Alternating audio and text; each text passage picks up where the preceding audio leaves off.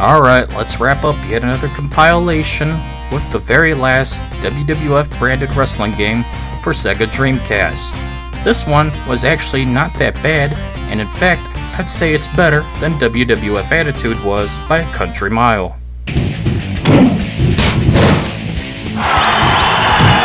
Which is surprising, given I didn't really care for Attitude, unlike the Attitude era itself, which was peak WWF/WWE.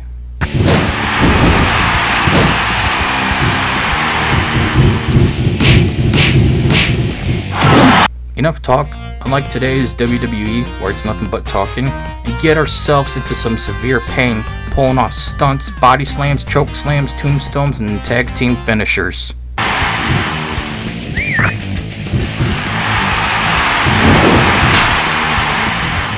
WWF Royal Rumble is an arcade fighting game, developed by Sega AM1 for arcade machines and ported to Sega Dreamcast by the classic wrestling developers Yuke back in the year 2000. This game is a Dreamcast exclusive for home console ports, as it was never released anywhere else outside of the arcade and Sega's last whimper of a console.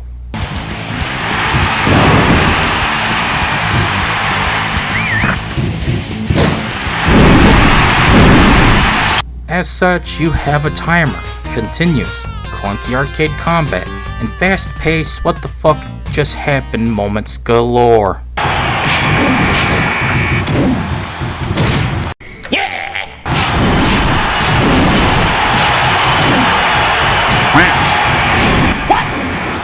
What the fuck? Much like WWF WrestleMania, the arcade game, you only have a select amount of wrestlers to play with. You got Al Snow, Big Show, Chris Jericho, D'Lo Brown, Edge, Jeff Hardy, Kane, Kurt Angle, Mankind, Matt Hardy, Rikishi, Road Dogg, Shane McMahon, Stone Cold, Taz, The Godfather, The Rock, Triple H, Undertaker, Vince McMahon, Boo! And X-Pac, giving you a decent roster of wrestlers to play with, but also one that's a bit on the small side. Also, there's no support for divas or female superstars, if you will, which sucks because I would love to see Chyna body slam some bitches.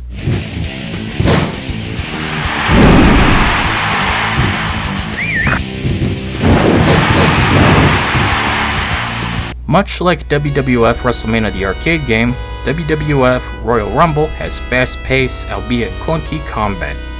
You have to be breaking your controller just to keep up as the AI doesn't play around.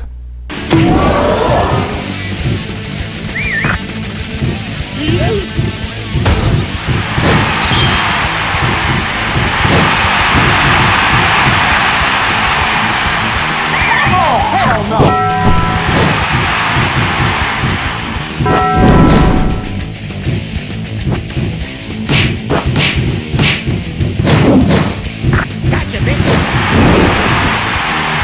Things are so fast-paced, I was struggling to understand this game's controls and decided against attempting to explain it. Instead, I'll just say this. After you get your ass handed to you a few times, you'll finally understand how this game works. It's a slow process of comprehension, but at a fast-paced what the fuck just happened experience.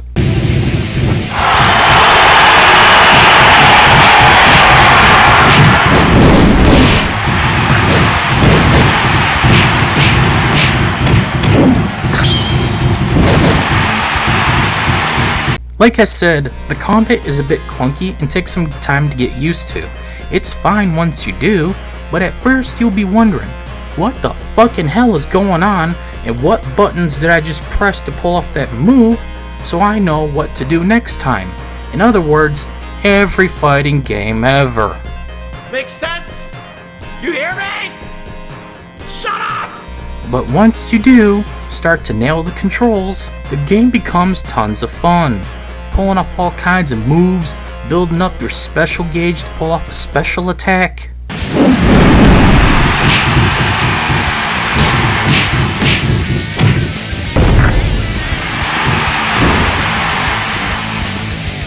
Which can easily help you win the match if your opponent is hurt enough by knocking them out.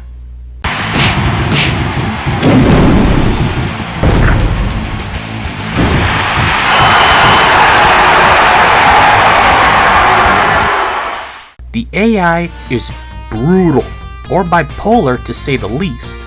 It has no problem going from pacifist to a raging maniac in the blink of an eye. In fact, there were many a times during my 4 attempts to play through exhibition mode that I was winning to only get whacked out of nowhere and lose. I know you told your friend you're not okay. Tell me what's wrong and why you never said you felt that way. Guess you're trying to stay strong and fake a smile until I look away. But I've known you too long, it hurts to watch your blue eyes fade to gray as you fade away, as you fade away. But still, I like that. It's not too unbalanced that it's not overcomable.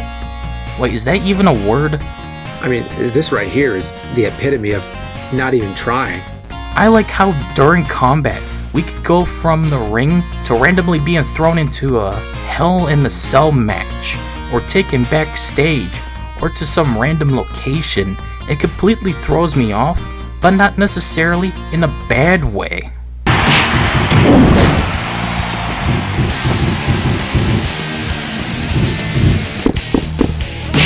I enjoy how randomly during matches, a large group of random wrestlers will storm the ring and attempt to take you and your opponent down a notch.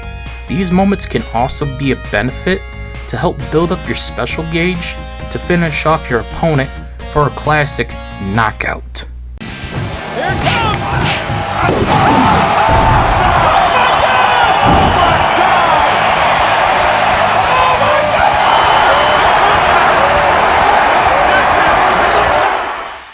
Since the game requires you to have a partner, choose wisely, as everyone has their own moves and abilities. During character selection, you can also decide which 3 abilities you will use with your partner. There's 3 types to choose from, and the buttons displayed are your combinations you need to hit in order to pull off said moves. Some are simple, like jumping into the ring and beating your opponent down.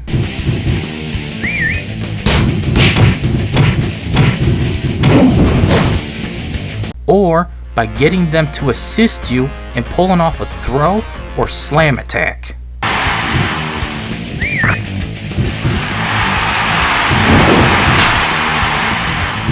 Teamwork is key to winning, as your opponents will spam their own abilities, so be ready for anything as you attempt to win at all cost.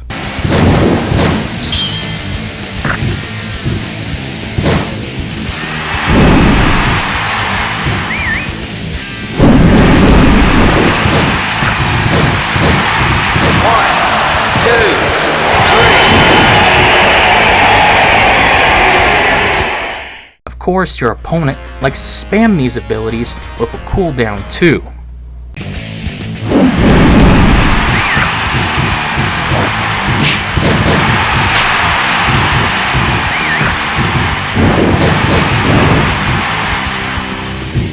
Your end goal is to defeat basically the entire roster of wrestlers and make your way to the final boss, or should I say bosses, as you must now face Shane McMahon and Vince McMahon. Boo! Sadly, Shane is the one who's in the ring with you, and I really wanted to crack Vince's skull open.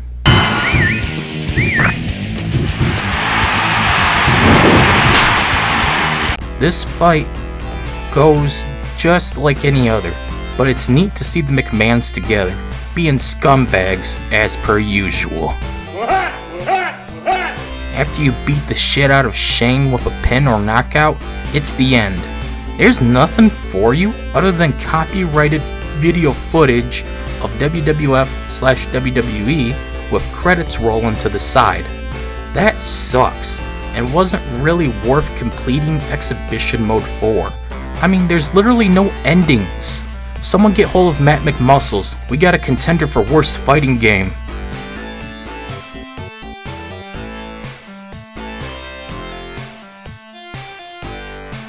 The second mode is Royal Rumble, but unlike how it works in real life, you must eliminate a certain amount of wrestlers over and over again within a time limit while not getting eliminated. Also, because of the small roster of wrestlers, once you eliminate someone, they just charge back into the ring for more action.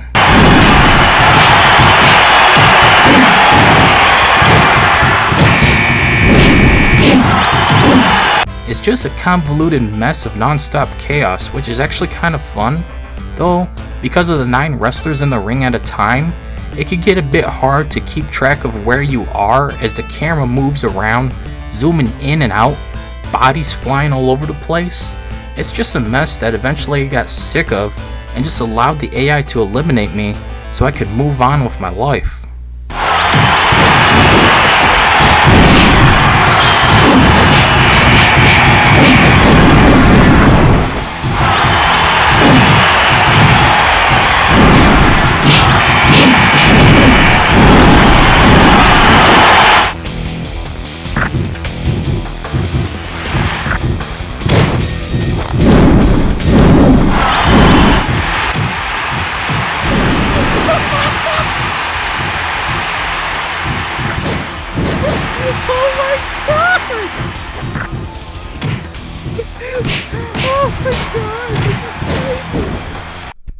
Time for the other section, where we can cover things like music, technical jargon, and other crap.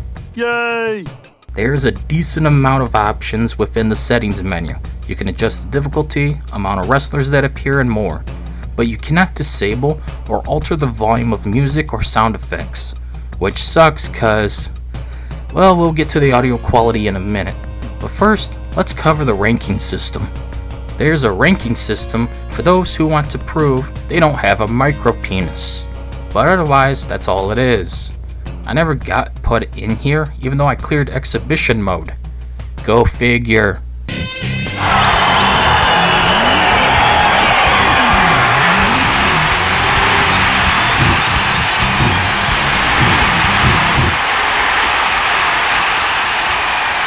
Of course, this is a Sega Dreamcast game, so you can expect some bad audio. Like, good God, rest in peace headphone users. I'm warning you ahead of time. Turn down your volume now, as it gets fugly. Seriously, who was this game made for? The deaf?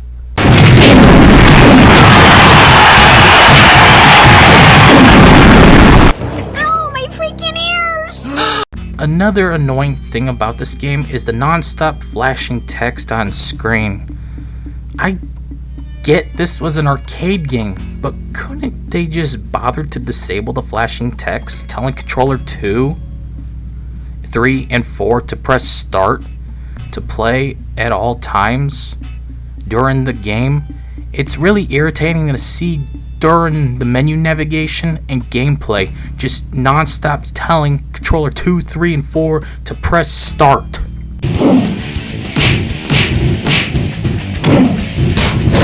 Stop it and make a good game. Lastly, there's another mode in the main menu. Sadly, it's multiplayer only, which sucks. Let me choose who I want to fight, damn it. Why limit a mode like Versus like this to 2 or more players? That makes no sense. It should be a 1-player mode as well, where I can fight AI. This way I can fight who I want with who I want. Let me have choice. Don't limit the player like this. Ah, you know what? This sucks! And then now you're saying it too. At the end of the day, WWF Royal Rumble was fast-paced, chaotic fun that I can recommend. It's nothing great, but it's doable, for a Dreamcast game at the least. Honestly, much like the Atari Jaguar, the controller isn't meant for fighting games, or any caliber, especially Soul Calibur. Boingy, boingy, boingy, boingy, boingy. But Ivy Valentine titties aside, WWF Royal Rumble is your better option for WWF branded wrestling games on this console, especially given there's literally only 2 WWF games on this thing.